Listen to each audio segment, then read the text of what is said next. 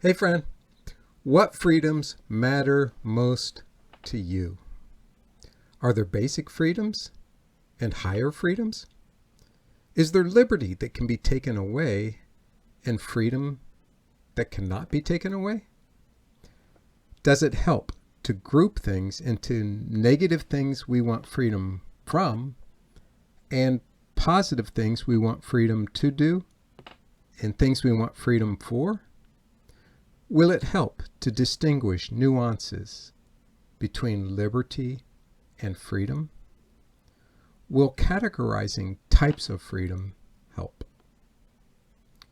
Friend, thanks for joining into today's Freedom Challenge. Please accept the challenge to engage and reflect and comment and even to respond. Now let's dive in. Would your thoughts of liberty and freedom be affected by your circumstance? What if you were in a Nazi concentration camp? Well, a bit later, we'll consider some key thoughts from Victor Frankl, who survived the Holocaust and wrote the book, Man's Search for Meaning. And what if you were in a Roman prison? A bit later, we'll examine some thoughts from Paul of Tarsus, who wrote a letter to Phillippians from a prison. But to examine freedom and liberty, let's first take a quick look at definitions, and then we'll go further. Freedom, the power or right to act, speak, or think as one wants, without hindrance or restraint. Liberty, the state of being free within society from oppressive restrictions imposed by authority on one's way of life, behavior, or political views. Autonomy. Antonyms or opposites: captivity, enslavement, imprisonment, bondage, restriction, constraint. And so, freedom and liberty are often interchanged. But we may consider liberty to be more focused on the physical condition, in that liberties can be accommodated or restricted or taken away. Freedom can be considered more general, including liberties and even internal and spiritual freedoms. For example, a prisoner has their physical liberty greatly restricted, but retains power over their internal freedoms, including their thoughts and attitudes. Now let's take a quick look at how some have categorized types of freedoms. The Cato Institute has a detailed table, Structure of the Human Freedom Index, in their annual report, and it groups freedoms into personal freedom and economic freedom categories for their assessment. freedomhouse.org methodology that groups the freedom indicators into political rights and civil liberties for their assessment.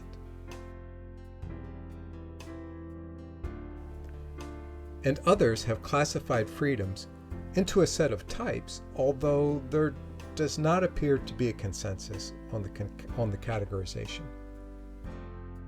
The U.S. Constitution in the Bill of Rights specifies 5 key rights and freedoms, including speech, the press, religion, and more. A quick internet search reveals 5 types of freedoms on the SlideShare site: physical, spiritual, national, state, and political freedom. And William Gardner describes 6 kinds of freedom in his article. But the question I ask is, does it help to categorize and break down the kinds of freedom, and why? And one thought I have is that, well, when somebody talks about liberty and freedom, it might help us to understand where is their focus, where is their priority, what are they thinking about and passionate about when they talk about freedom. And so, What kind or aspects of freedom are most important? What's most important to you? Is it physical freedom, emotional freedom, political freedom, financial freedom, spiritual freedom, religious freedom? And what are we most desiring freedom from? Is it freedom from bondage, oppression, tyranny, high taxes, government control? Is it censorship or guilt or shame, anxiety, addictions, fear, evil, pain? Are we desiring freedom from human trafficking and slavery, harassment, restrictions, captivity? Is it emancipation from someone else controlling our life? And what are we most desiring freedom for? For speech, expression, freedom of thought, intellectual freedom, freedom of assembly, artistic freedom, freedom of conscience, free will, freedom to be who we are created to be, freedom for opportunity, for things that are good and right and true and fair and kind and loving and generous. Is that the kind of freedom we desire? Now let's get back to Victor Frankl, who we discussed at the beginning. Although he survived a concentration camp, several in his family did not. How did he respond? Let's consider some of his thoughts. Consider these quotes by Victor Frankl, taken from his book, Man's Search for Meaning. Everything can be taken from a man but one thing, the last of the human freedoms, to choose one's attitude in any given set of circumstances, to choose one's own way. And it is not freedom from conditions, but it is freedom to take a stand toward the conditions. And when we are no longer able to change a situation, we are challenged to change ourselves. And his recommendation for a statue of responsibility in addition to the Statue of Liberty. Frankl's famous quote is worth repeating and reflecting on in the context of his story. Listen again.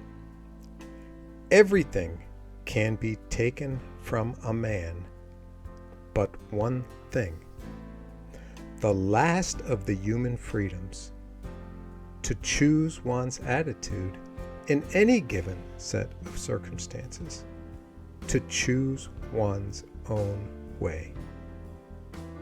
And let's consider the attitude of another famous and prolific writer. Consider the thoughts and writings from Paul of Tarsus, who wrote the book of Phillippians while he was in a Roman prison.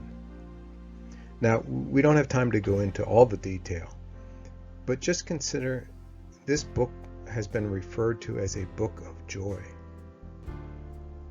Consider these quotes. I will continue to rejoice. What has happened to me will turn out for my deliverance. To die is gain. Rejoice in the Lord always. I will say it again, rejoice. Do not be anxious about anything. Now let's remember, he's writing all of this while in a Roman prison. So clearly, while his physical liberties are restricted and taken away, these writings appear to be coming from a person who has a freedom internally that is beyond what people can restrict. He writes, I know what it is to be in need. I have learned the secret of being content in any and every situation. So let's consider the higher freedoms that don't depend only on our physical liberty. Now there's some wisdom to consider. And here's a couple challenge and action points for our Freedom Challenge. Regarding Victor Frankl, at a minimum, do a web search and reflect on several top quotes from his book, Man's Search for Meaning. Or listen to a good summary on YouTube, or get the book. And regarding Paul, well, how about read the book of Phillippians to gain understanding and appreciation for how to live more free, even if physical liberties are restricted, such as in prison. Hey, thanks so much for engaging today's Freedom Challenge, which went a bit long, so double thanks for sticking it out to the end here. And these are my questions and thoughts and selected references. What do you think? Please share your comments. And if you missed it, please check out Freedom Challenge Day 3 on the Source of Freedom and prior days, which are shorter. And most important, stand forever free.